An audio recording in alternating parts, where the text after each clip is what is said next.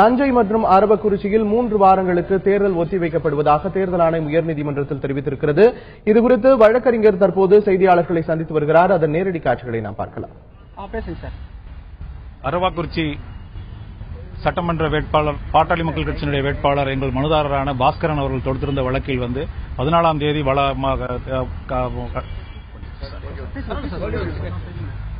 கடுமையான முறைகேடுகள் நடந்திருப்பதாகவும் அதனால் தேர்தல் ஆணையம் 14ஆம் தேதி அரவக்குறிச்சி தேர்தலை ஒத்திவைத்திருந்த தேர்தல் தொடர்பாக நாங்கள் மனு தாக்கல் செய்திருந்தோம். அதாவது வேட்பாளர்கள் மற்றவர்கள் அனைவருக்குமே வாய்ப்பு கொடுக்கணும், என்ன விசாரணையில் எங்களையும் கலந்து கொள்வதற்கு வாய்ப்பு கொடுக்க வேண்டும் என்று ரிட்டு தாக்கல் செய்திருந்தோம்.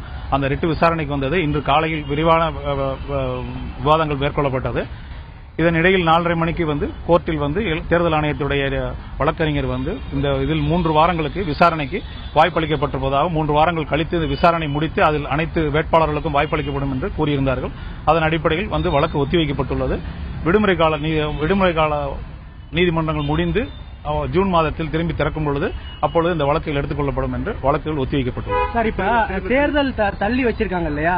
தேர்தல் தேதி எதனால தள்ளி வச்சிருக்காங்க, என்ன காரணத்தை நீதிமன்றத்தில் அவங்க சொன்னாங்க, அதுக்கப்புறம் யார் யாரோட ஆலோசிக்கப்படும் சொன்னா அதை பத்தி கொஞ்சம் விரிவா சொல்லுங்க சார்.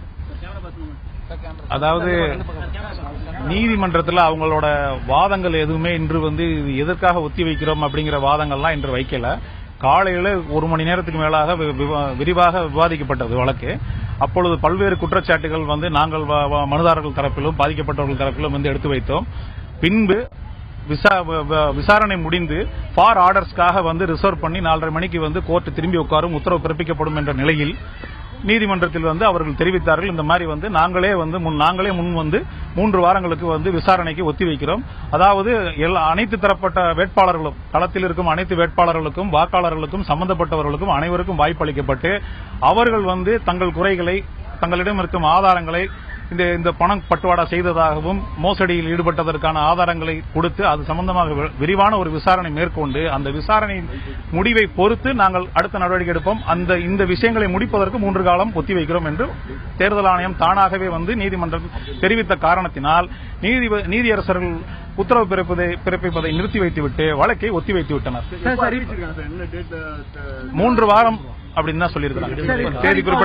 தேதி குறிப்பிடுவது சம்பந்தமாக தேர்தல் ஆணையம் இப்பொழுது அவங்களுடைய இன்டர்நெட்ல வெப்சைட்ல அப்ராப்ரியேட் பிரஸ் நோட்டீஸ் வரும்னு சொல்லி கோர்ட்ல தெரியப்படுத்திருக்காங்க. சரி சார், இப்ப உங்க தரப்புல என்னென்ன குற்றச்சாட்டுகள் எல்லாம் நீங்க தேர்தல் ஆணையத்தில் இப்ப சொல்ல போறீங்க? எல்லாருக்குமான வாய்ப்புகள் வழங்கப்பட்டிருக்குன்னு சொல்லிருக்கீங்க.